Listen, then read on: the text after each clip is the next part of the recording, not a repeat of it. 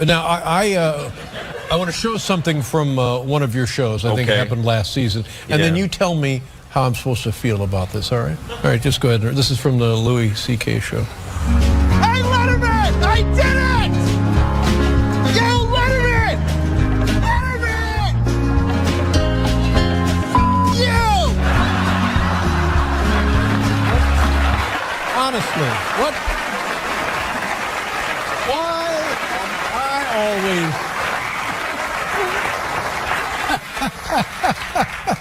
I didn't mean you. No. No, this guy Jimmy Letterman. Oh, Jimmy. Yeah. Jimmy.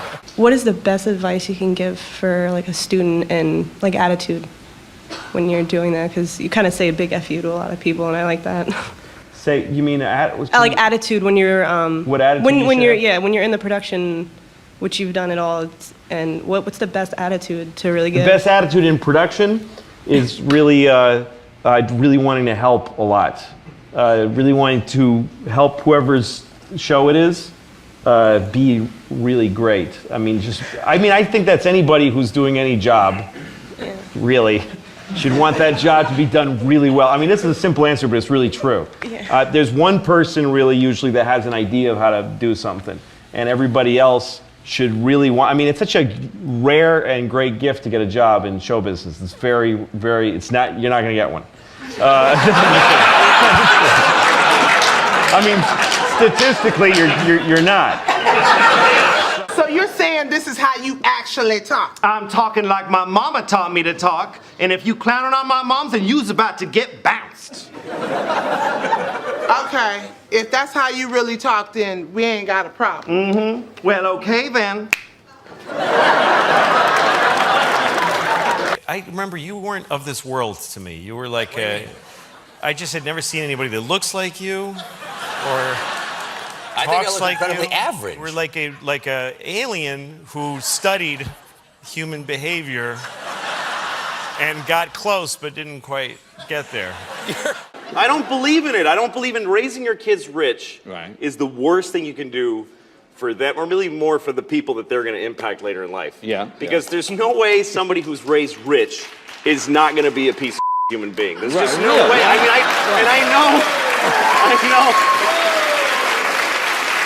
I mean, if you're raised rich, if you get rich through work, That's okay. But if you were a kid that was given a Porsche when he was 17, Right, that's what are good. the chances? Oh, he's so sage and cool, that guy who got a free sports car when he was a child. Yeah.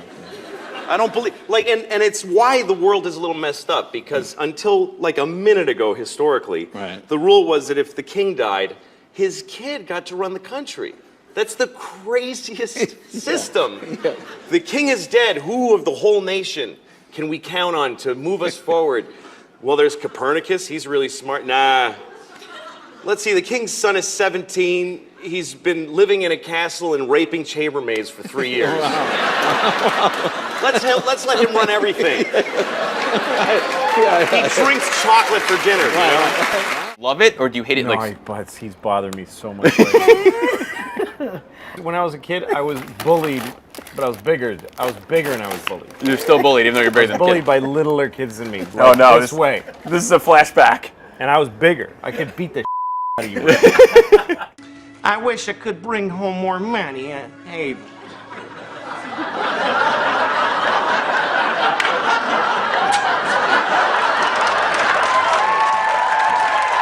I was on a plane. I was flying out to Los Angeles recently for a lot of important stuff, and I was sitting on an aisle seat with with 3 seats next. It was like a very crowded, stressful flight, and we're about to take off, and this woman gets on with her baby like this, and her husband and 2 other just sad-looking kids, and she's just walking through the plane, hating people with her baby.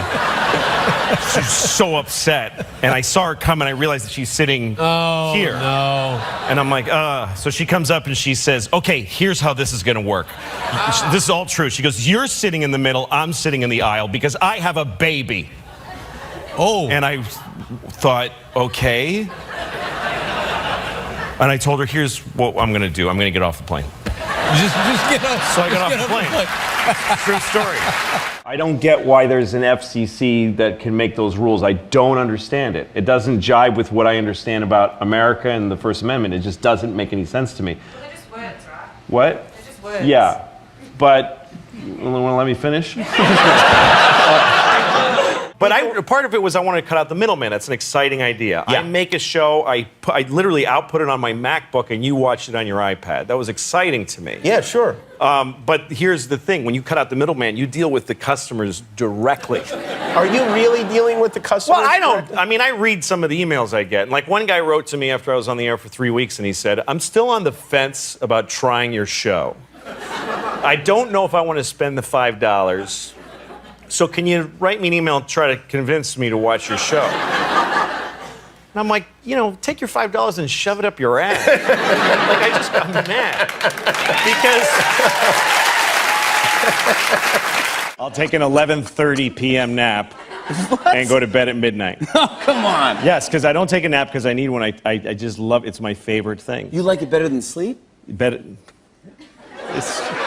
Sleep is like the ultimate nap.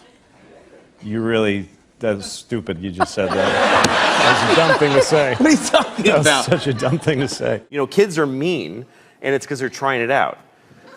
They look at a kid and they go, you're fat. And then they see the kid's face scrunch up and they go, ooh, that doesn't feel good to make a person do that. Right. But they got to start with doing the mean thing.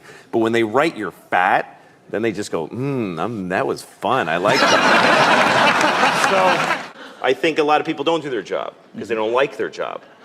I don't get that. You know, like if you go to like a coffee place and the kid looks at you like, And I'm like, I didn't come to your house to ask you for coffee. It's a coffee place. You work here. Your clothes match the building. I had a right to expect. And you're closer. You know, you're closer to the coffee machine. I don't know why, and I need coffee. I don't know why someone wouldn't want their job to go really well. Right. And I think usually it's because they're 20. Because they're 20-year-old douchebags that don't want to do. Right. I am prejudiced against 20-year-olds. Right, really? Yeah, Okay. because 19, you're still your parents' fault. Right. 20, you're technically an adult, but you still haven't done anything. Right. Like 20-year-olds at their jobs are always like, this job sucks. Yes, that's why we gave it to you. Right. That's right. That's right. That's right. Because you're 20. You're 20 years old, you haven't done anything. You've just been sucking up resources. You've just been taking food and love and education and iPods and just taking it and judging it. Yeah, I like that. Oh, that sucks. You're like a big orange on a tree that's rotting, and the tree's like, get off. What? You know, I don't want to go. Like you're hanging on.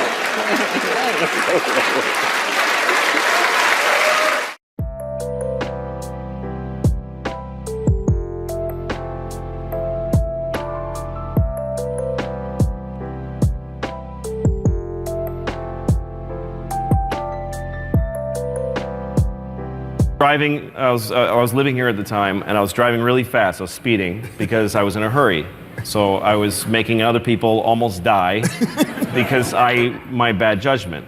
So I'm driving, and then I realize there's a car next to me who's driving fast. It's a kid like 19 years old in a green Honda that he made at his house. You know those cars? I do. He's got spiky hair. And he keeps, so I'm like, good, I don't care. You know, let's both get to my show on time. I'm fine. He thinks we're racing. I'm not racing. But so we get to the next red light, and he's looking at me, and he's going, woo, like this. And I go, what happened to your hand? Like, I don't understand I don't know what that means. If other people don't know the thing, it doesn't scare them. He's like, yeah, woo, and I'm like, I don't know it. So he goes, I said to him, listen, I'm not trying to go fast relative to you. I just have my own independent reason for my speed. And he got angry at all the words and everything. And he pulled out a gun and he pointed it at me. So I go through the red light. And he does too. And I was like, oh, like I'm thinking, oh, he's trying to kill me, but he's not going to go through a red light. You know? I'm sure he's thinking ahead to how that's going to hurt his insurance premiums in the long run. So now I'm in a car chase in LA. I'm being chased, and it doesn't feel like a car chase. It's a beautiful day. I'm listening to Simon and Garfunkel on my radio. Being chased through, I am just a poor boy, though my story's seldom told. I've squandered. So I call 911 on my cell phone, and I go, there's a guy chasing me with a gun, and he's trying to kill me. That's what I said. And the lady goes, why is he doing that? I swear to God, why is he doing that? I'm like, is there a reason he could have that you would not send anyone to help me? Like, if I tell her the story...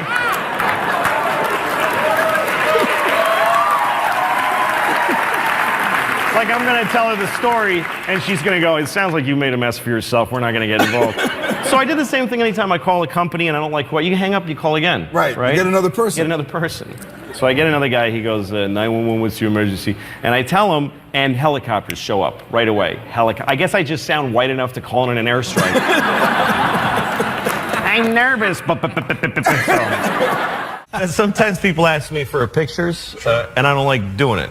What? No, why not? Well, I know you're just supposed to. You're supposed to go, oh, well, you know, the fans, but I just go, no, I don't want to do it. Right. So it just makes me uncomfortable. Yeah.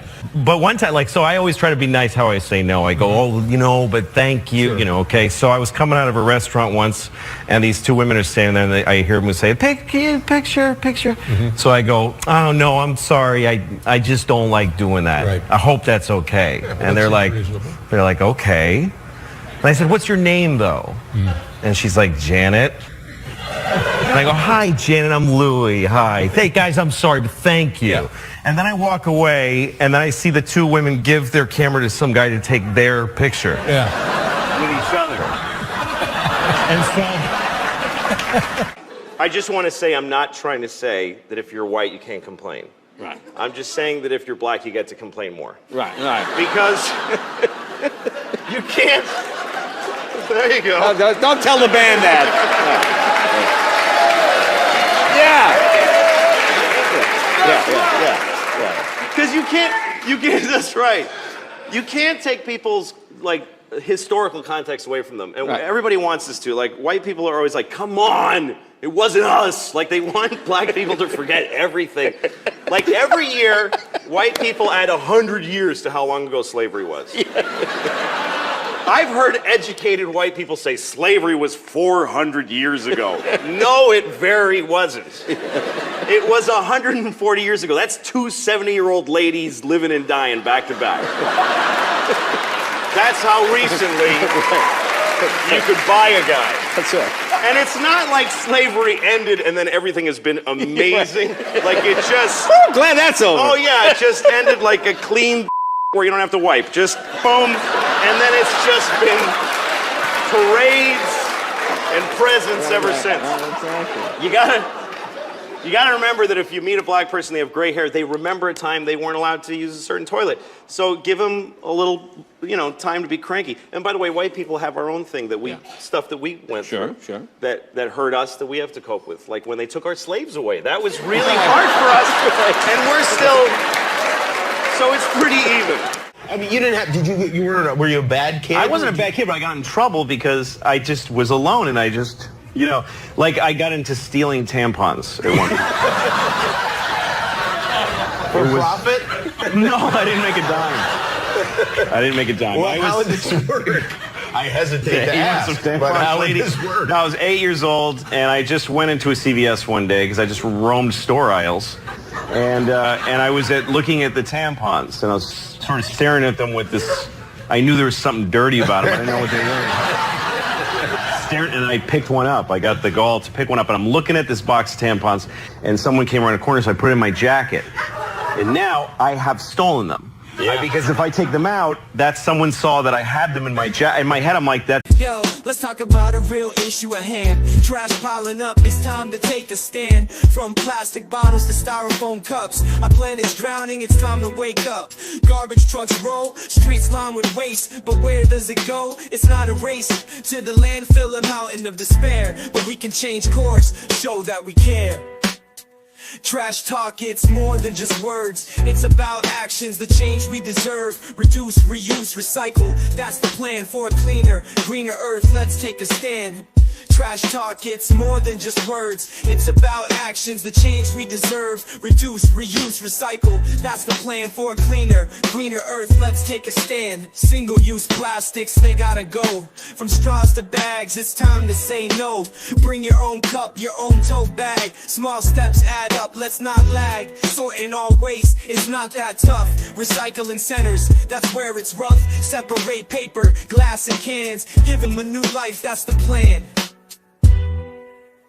Trash talk, it's more than just words. It's about actions, the change we deserve. Reduce, reuse, recycle. That's the plan for a cleaner, greener earth. Let's take a stand. But it's not just about the stuff we toss. It's about the mindset, there's no loss. Composting food waste, it's a win. Turning scraps to soil, let's begin. Educate the masses, from young to old. The future's at stake, let the story unfold. For the sake of our planet, our home sweet home. Let's clean up our acts, together we roam. Trash talk, it's more than just words. It's about actions, the change we deserve. Reduce, reuse, recycle. That's the plan for a cleaner, greener earth. Let's take a stand. That's it. They're in there. I can't. So I left and I had sweat on my face. And I just went home and I threw them under my bed. And I'm eating dinner. Like everybody knows, I have tampons under my bed.